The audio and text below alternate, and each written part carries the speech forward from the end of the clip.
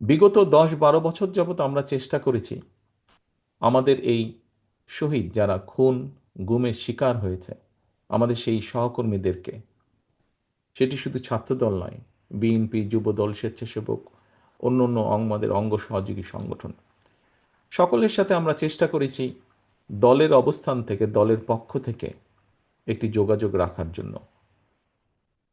আমাদের যে লিমিটেশন আছে, যে সীমাবদ্ধতা আছে, তার ভিতরে থেকে আমরা চেষ্টা করেছি যতটুকু সম্ভব তাদের পাশে দাঁড়াতে,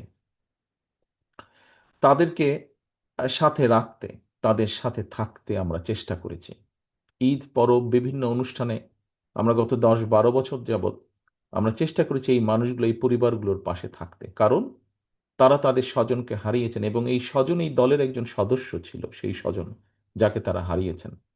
ঠিক একইভাবে আজকে আপনারা এখানে উপস্থিত হয়েছেন, আপনাদেরকে এখানে আসার জন্য আমরা অনুরোধ করেছিলাম।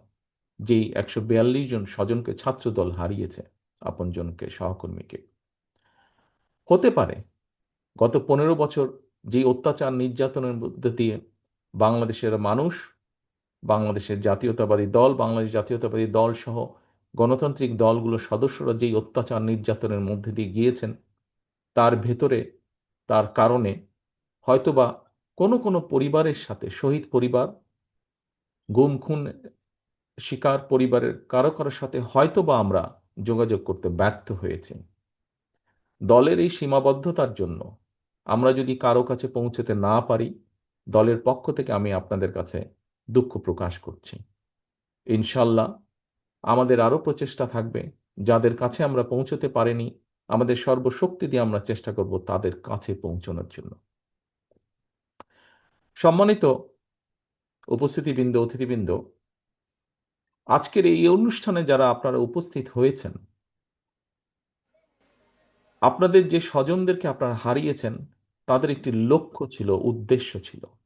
যেই উদ্দেশ্য বা লক্ষ্যকে সফল করতে গিয়ে তারা তাদের নিজেদের জীবনকে উৎসর্গ করেছে এই দেশ, দেশের মাটি এবং দেশের মানুষের জন্য।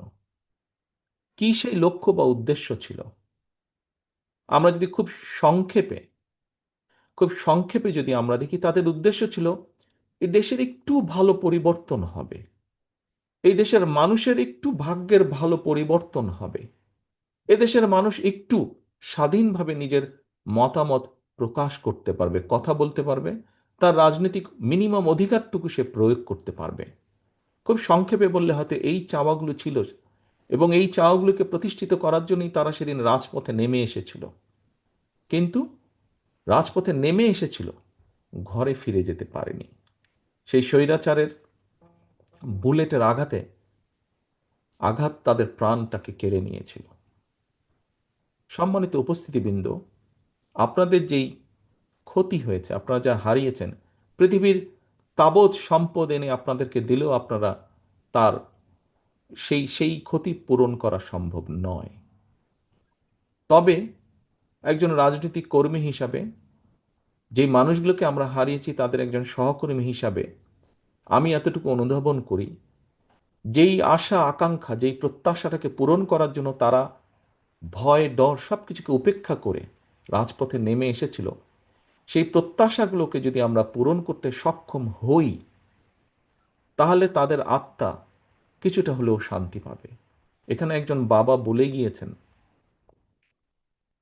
আমরা সবাই একসময় চলে যাব, সেই বাবাটিও চলে যাবেন এই দুনিয়া ছেড়ে একদিন। হয়তো তার সন্তানের সাথে তার দেখা হবে, সন্তান তখন তাকে জিজ্ঞাসা করবে, তোমরা কি করেছো আমরা চলে আসার পরে?